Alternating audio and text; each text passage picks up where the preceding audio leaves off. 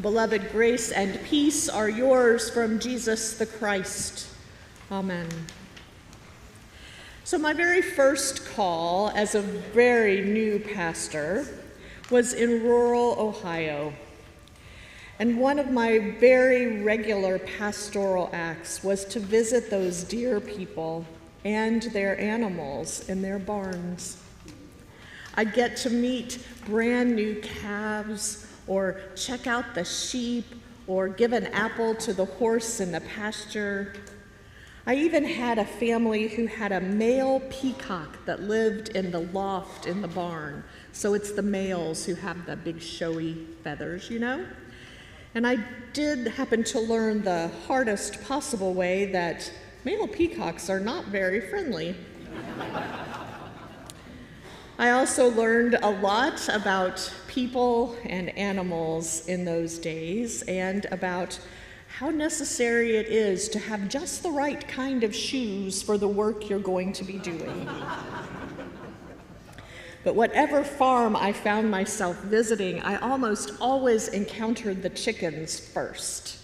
They'd cluck and carry on and scurry about the barnyard. Even when the male peacock would come down and greet my car, and I would sit in it and wait for the people to come out and help me, the chickens were always the ones there, scurrying about and clucking about and shooing that peacock away. Nowadays, keeping chickens isn't reserved for farms. We find chickens being kept in big cities and small towns because nothing tastes quite as delicious as fresh eggs, and nothing is quite as expensive. So you might be wondering, why all this barnyard talk? And if you were listening to the children's sermon, you know it's because Jesus today uses this example of foxes and hens to describe people, specifically Herod and himself. The Pharisees appear to bring to Jesus a word of warning as our reading begins. You need to get out of town and fast, because Herod is trying to kill you. And Jesus responds, "Go tell that fox that today and tomorrow I'll be casting out devils and healing people, and on the third day I'll reach my goal, and even then I won't be quite done. Go tell that fox." Jesus is intentional in choosing a fox to be the descriptor of Herod.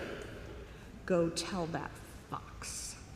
I mean, we've heard the phrase, sly as a fox, right? Yeah. In ancient mythology, in old fairy tales, even in current literature and story, a fox in a story almost always carries with it a warning. The fox is a trickster. The fox is not to be trusted. The fox is known for using sneaky and underhanded ways to take advantage of the other animals.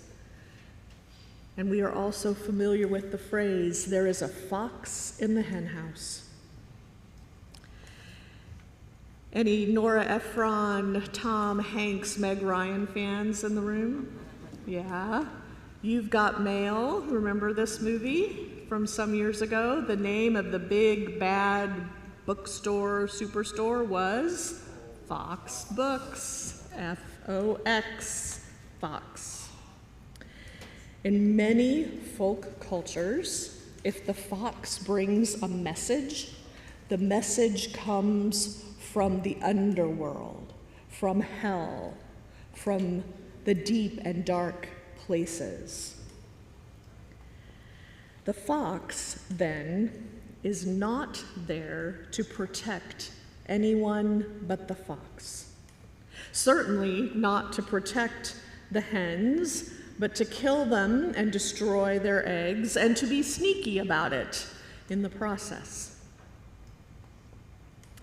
Some days, it feels that the entire world is filled with foxes, with untrustworthy people, or with people who are intent on the destruction or the taking away of what other people have, or the people who simply only ever look to their own interests first, and they don't care who they hurt to get what they want. Like Herod, Jesus said, "Go tell that fox that we aren't done working in the name of love for all people." Now, what's interesting when this story begins is we remember that the Pharisees were always trying to trick Jesus. There's almost never a story where the Pharisees are the good people. And so in this reading, when they come, they aren't really warning Jesus about Herod. They're kind of goading him. Hey, Herod's going to kill you. Maybe you should run away. They're mocking him, challenging him to stay and face Herod. Herod is about to come after you. Maybe you better make a run for it. And Jesus takes what they have said and describes himself not as a fierce warrior, but he describes himself as a mother hen watching after her chicks. Okay, how many of you have ever tried to gather eggs from under? You know this is not easy, right? They're very protective, and they peck you, and they get really anxious that you are trying to take their eggs because they're protective of their young. So if they don't want to give up their eggs, you can imagine how they might feel about giving up their chicks. For a fox to successfully raid a hen house, they have to be tricky and sneaky and duplicitous. Because a fox, you see, does not just kill because they need food. That would be understandable. That's the animal kingdom, right? A fox, though, will savage an entire hen house, killing indiscriminately just for the sport of it. In calling Herod a fox, Jesus names him as a danger to everyone, including the Pharisees, and presumably including Jesus and the disciples. It's reasonable to imagine that if Herod is this intent on their destruction, that they should leave because everyone's in danger. That they should walk away and leave Herod to his own devices, move on, go to the next town. But friends, when the strong and the able walk away and leave the foxes in control, it will always be the weak who pay the biggest price. It will always be the poor and the powerless, the sick and the hungry, the unemployed and the elderly, who will pay the price for the antics of the fox.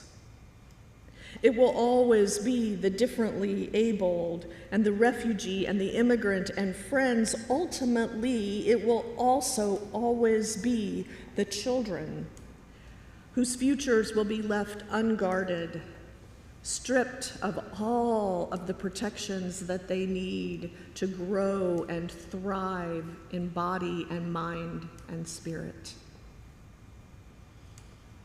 Jesus could have walked away. He could have turned and just left in the face of Herod, but he doesn't. He says,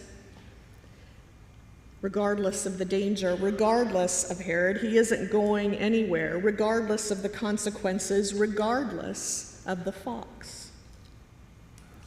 And then Jesus turns this taunt of the Pharisees, you better leave, you better run away, into the most hen-like behavior of all. You see, hens become aggressive when they are protecting their chicks. There is a YouTube video of a hen protecting her chicks against an eagle, and she wins. Hens will charge and peck and chase anybody trying to harm them. And that is what Jesus, the mother hen, Son of God, is up to in this story. Protecting the most vulnerable from the fox, and turning the taunt of the Pharisees on its head. Run? Run like a chicken? No, no. Stay and fight like a mother hen. Stay and be strong and fight against the fox.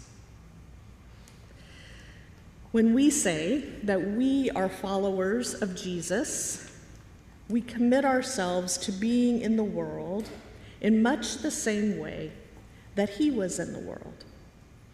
We commit ourselves to safeguarding the most vulnerable, to welcoming everyone to the table, to speaking truth to power and love to hatred. And make no mistake, there may be times, there will be times, when we will pay a price for following him in deed and in word. But friends, if we aren't the hens watching over the hen house, who exactly will be doing that? If we aren't the ones paying close attention to the wily trickster nature of the foxes, who will it be? If this isn't the call of the church, whose call is it? We know the answer. This is our call. This is our call to stand with Jesus and say, go tell that fox.